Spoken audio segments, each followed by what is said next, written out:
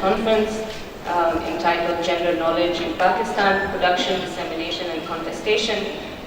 We had already a welcome and an introduction yesterday, but in certain respects, our conference is having a new beginning today. We're now on home ground, and I think that it's kind of, it warrants another welcome as well as another introduction. So first of all, thank you all for being here, and in particular I would like to thank the Fatma Jinnah Women's University and Allama Iqbal Open University for bringing both students and faculty, and for all of you to be interacting with us here at QAU. Before I introduce the conference, a little bit about the center. The center at QAU was established along with other centers in the major cities of Pakistan in the 1990s. Even at the time that it was being established, there was considerable deliberation and debate about the role that these centers would play, if they survived at all, given that they emerged from a context quite different from that in which gender studies as an academic discipline emerged in other parts of the world, particularly the North. In fact, many of those present here today on our panels were around for those conversations, and I would be interested in your reflections on where we are today. But what is certain is that for all of our collective shortcomings, we have survived. Surely we should be aiming for something greater than survival, which we are, and which the ambitiousness of this conference reflects. But growth is predicated upon survival. And as a center, we are pleased that we have not merely survived, but also grown significantly the last few years. Grown in our outreach, in our capacity as knowledge producers and disseminators, and in establishing our relevance to the needs of the social science community, of the university which hosts us, and of academia at large. However, as an academic institution which produces, disseminates, and contests knowledge, and particularly gender knowledge, we are keenly aware of the role we are playing, our complicity, as well as our radicalism vis-à-vis the status quo of knowledge production. Academics has become largely disconnected from the world around it, from the real-life struggles unfolding around us. And without praxis, i.e. real-world engagement between theory and practice, knowledge cannot become true. And that's truth with a small t, by the way. It's only in the test, which unlike the natural sciences cannot take place under controlled laboratory conditions, that the truth or relevance or correctness of theoretical or ideological positions can be gauged. As people engaged with gender knowledge production, all of us in this room, in fact, require this kind of engagement with a variety of others in order to see ourselves and our positions, engagements, and practices more clearly.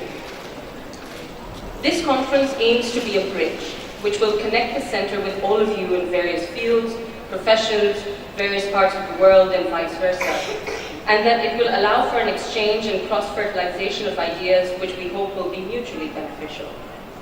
The center also sees this as an opportunity for us as faculty members to take on roles that we have never taken on before. All of our faculty will be performing one role or the other on this stage, not because we're necessarily better academics than those in the audience, but because we see this as an opportunity that will give us the experience we require in order to develop our skills and our confidence. As a center of excellence in gender studies, we feel the need to engage with contemporary issues, realities, and struggles.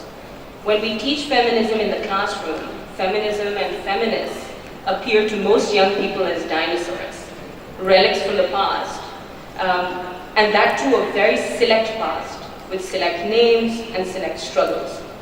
We too, in teaching about feminism and women's movements, struggle to find new thoughts, new materials, new descriptions, and new analyses of the gender society we live in. Hence the theme of this conference, Gender Knowledge in Pakistan, is an attempt to locate ourselves in the present, to look around us and describe what we see, to map out the various realms in which gender knowledge is being produced, who it is being disseminated to and disseminated by, and finally, and crucially, what power effects it is having, what kinds of politics it's engendering, and where we, each of us on the panels as well as in this room, are located in all of this, and how we see the effects and the politics of that location. Like the discipline of gender studies itself, which is interdisciplinary, or if one is blunt, undisciplined and naughty. This conference too is intended to break the traditional hierarchical boundaries, protocols, rituals associated with academia and academic conferences, in form, content, and method. Those we chose to invite, and those who responded to our call, who you will see on the stage over the next 2 days, are those who are interested and invested in the themes we will be discussing, and perhaps more importantly, shared our spirit of openness and the excitement of engaging with each other, a spirit which we hope will be reflected in the presentations as well as the discussions that will comprise each session.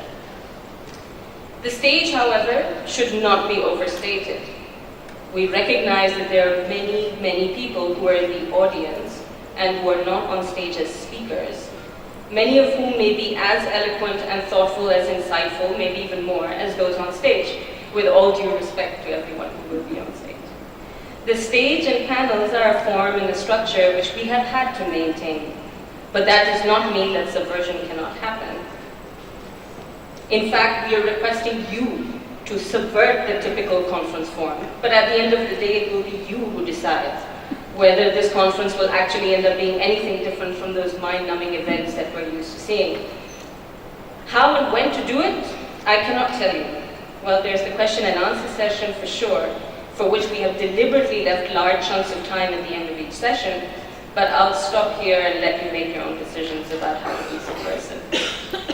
Having said that, as a center which is dependent on the government for its funding, we are also conscious of where and how we are choosing to comply with the status quo. But purity, as we know, can be quite dangerous also. We do not aspire to be pure, but rather to be self-aware, to know, accept, and challenge where we are complicit, but not strive for purity at the expense of integration into the very society, the institutions, and the systems of knowledge production which we seek to change. We want this conference, which is at its core envisioned as a conversation rather than a series of monologues, a polyphonic conversation with many actors, many voices, many languages, and worldviews, to be accessible to everyone here. That may be difficult to do, given the fact that there are people from different linguistic, cultural, and class backgrounds here. So what makes sense to one may not be legible to the other. All I'm requesting is that throughout the next 2 days, simply be aware of each other's presence and know that there is space for everyone, for every form and medium of expression, including language, by the way. So we were very keen on hosting this conference on campus, to make debates on feminism and among feminists accessible to those who we as feminists write for, organize for, act for, but ironically rarely end up speaking to or engaging with. It is not only the public which has things to learn from us, but we could, and hopefully will, also have a lot to learn from them. In this era, the privatization of everything, it was important for us that as a public sector academic institution, we demonstrate the relevance and the vibrancy that still, or at least can, characterize the public realm. For making this conference possible and helping us demonstrate the relevance, indeed the strengths of public universities, we are grateful to the QAU administration, or at least parts of it, as well as the HEC for its support. The idea for this conference, for which we are deeply indebted to Dr. Kerner, who is also here with us, began from a lecture series which we began here at the center a few semesters ago called Feminisms in Pakistan. The idea of which was to bring together feminists who are located differently in ideological, political, cultural, geographical, and other ways, and try to decipher each other's views, positions, and language even. The idea was to break the narcissism that is very easy for the powerful to imbibe, even without knowing it, that we, the privileged academic Anglophilic elite, will define and decide what feminism is. The idea was also to challenge the narcissism that creeps in with the victimhood complex that the oppressed or the marginalized come to inhabit, treating everything outside as repulsive, evil, and tainted. The idea was for students to become acquainted with feminisms and feminists around them and not just remain as ideas they read about or imaginary persons as authors. For them to see that these ideas and debates that we read and write about are in fact born of real-world context and engagement. This conference extends the concept of that series. We wanted to begin a process of putting feminists in conversation with each other, to speak to each other rather than merely write or talk at each other, to open themselves up to engagement rather than to warfare or to a contest of who is right and who's better. We wanted to touch upon the themes that seem to have been of interest to feminists across a wide spectrum, but which were not translating into conversations with each other. It seemed that those in the development sector had receded into the comforts of their air-conditioned offices and refused to see how far removed they had become from the politics of their earlier days. It seemed that those outside of the development sector had become reactionary in their own ways and had stopped seeing further than the NGO label, which was enough to dismiss a person, an idea, or initiative, and did not merit any engagement. We wanted to have a conversation for a change and not a fight about Islamic feminism and how and why the decision of using the term is itself such a charged matter, let alone the associations that we have made with those who are on one side or the other side of this divide. The idea of center and periphery, too, is one that we felt was pregnant with a silence that needed to be broken. Feminists and feminisms have themselves become centers of sorts. And we unwittingly end up inhabiting or embodying the very perspectives and positions that we fight against externally. This session, too, is one where we expect perhaps the deepest introspection to take place, where we as feminists located differently can help each other see our respective blind spots. The fact that we have feminists from as far as Colombo, Germany, New Delhi, Bangalore, and various parts of this country will certainly enable an environment conducive to a lot of learning if we are open to it. The plethora of gender knowledge forms that now exist in the realm of culture and cultural productions is a fascinating area of study. More than ever before, it is an extremely dynamic and rapidly changing arena. Media, film, dance, song, the entertainment industry, fiction, literature, theater, poetry, all are producing, disseminating, and contesting gender knowledge, which is not necessarily feminist knowledge, of course. A deep look into contemporary cultural production is certainly an important window into understanding society. We will likely find that gender knowledge being created in this realm is reflective of various characteristics of capitalism itself, but also pregnant with potential for challenging or defying the very system that creates it. We realize that our goals are very ambitious and that we may not end up having the kinds of conversations that we had hoped for. Already, budget constraints, lack of organization, and lack of real connections with people and movements on the ground made it difficult for us to know who to reach out to, who to identify as the conversions, how to bring together the people and the struggles we had in mind, and how to set this conversation in motion. We are very pleased, however, that we did manage to put it all together after all. And that too, as Farzana pointed out yesterday, without any donor funding. It was a conscious decision on our part not to apply for funding for this conference, despite our budget constraints as a public sector institution. But we chose autonomy over comfort and convenience. We were keen for something, for a change, something, anything to happen in this city, in this country, which does not bear the name or logo of international aid agencies. Given that this will be talked about in the very first session of this conference, we felt that actions speak louder than words, and we will have our say in this matter by doing this conference entirely from our own resources. We are also aiming to publish a book as one of the outcomes of this conference, as well as using the video recordings of the sessions and releasing them as a series of conversations on social media afterwards for wider dissemination. And finally, just a couple of logistical things. Keep these cards, today your card is more important than your dupatta because you won't get food without your card. So, hang on to this. And if you have, there's tea for sale.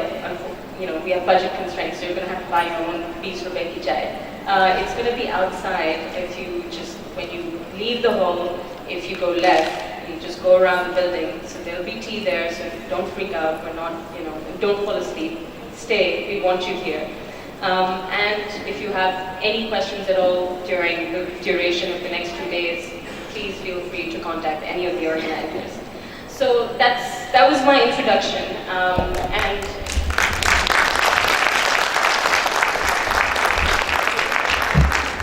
I now want to welcome on stage our first panelists of the first session.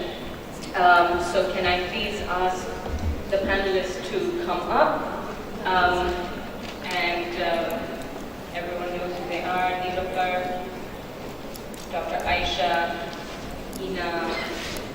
I'll let our chair do the introduction of the people themselves. But what I will do is let you know as they're coming up on stage, let you know what we're going to be talking about in this session. So the first session is called The Gender Discourse of the Development Sector, Imperialism or Global Solidarity. The rise and growth of the development sector has been a worldwide phenomenon and has made its presence felt in the realm of gender politics in Pakistan as well. The rise of this sector in the form of large and small NGOs, many of which work specifically on gender knowledge production, with links to national and or multinational donors of various types, including imperialist neoliberal institutions, has been accompanied by a trend towards depoliticization in the realm of gender politics as well as other forms of politics. Notable is the fact that many of the people who spearhead the growth of the development sector were former political activists, often with links to left-wing and feminist political organizations and parties. Notable also is the heterogeneous nature of this sector, and in particular of actors and activists and even some donors from the North, for whom development work and commissioning feminist gender knowledge production in countries like Pakistan is a form of global solidarity. In any case, the rise of the development sector and the gender and development paradigm has led to various debates, including what qualifies as political to begin with. Many arguing that the realm of politics should not be restricted to instances of overt affiliations with a political organization, or even to organize collective action.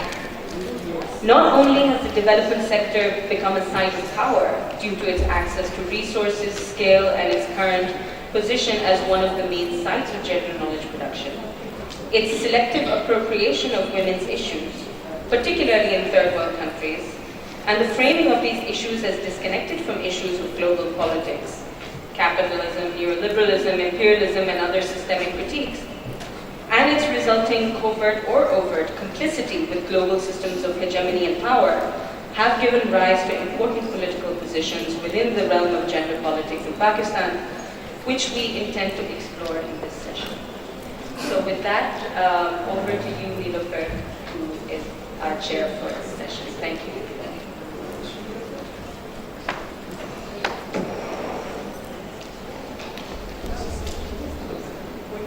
And good morning, everyone. Basically, as you know, that this workshop is a work of a teamwork, and I made a blunder yesterday because I missed out Masfulan's name, who's LDC. He has very like a lot of hard work he put in different ways. So my apologies, and Masfulan, thank you very much. So Nilofar, it's over to you. Thank you very much. Thank you very much. Good morning, and welcome to this first session of the conference, which is on the gender discourse of the development sector, imperialism or global solidarity, ? We have some very eminent speakers on the panel today, and I will just briefly introduce you to them so that we can have more time listening to them and then having a Q&A afterwards. So the first paper is by Nighat Saeed Khan and Rashid, and Nighat will present the paper, but let me introduce both authors to you. Nighat is well known to many of us, a long-time socialist, feminist activist academic, who has been writing on peasant struggles, peasant differentiation, and the role of the peasantry in revolutionary rights. She's also known for being the executive director of ASA, Resource Center. It was certainly the organization that first brought me to Pakistan in the 1990s, which is a multidisciplinary socialist feminist organization, and is the Dean of Studies of the ASA Institute of Women's Studies in Lahore. While continuing with her activism, Nighat has taught at multiple levels, both within Pakistan and abroad, and is a founder or a member of several national, regional, and international groups and networks, and is also very well known in the whole South Asia region as a founder member of the Women's Action Forum of Pakistan. Rashid is a psychologist and feminist activist and has worked with various non-governmental organizations in Pakistan over the last 18 years, including heading a national women and children's rights group. She has been involved in trainings and research on gender and masculinities, both regionally and internationally. She is currently a candidate for a PhD at the Department of Politics at the School of Oriental and African Studies in London. And her PhD project explores the symbiotic relationship between the Pakistan military and its ordinary people, its citizens, who serve in it with a special focus on affect and mourning. So thank you very much, both authors, for their paper, which is entitled, Tell Me Again That I Work Against the Mainstream. I love this title. Gender Activism in the Age of the Global. And Nighat will present the paper, and she has 40 minutes, and I'm going to be quite strict. All right, Nighat, over to you.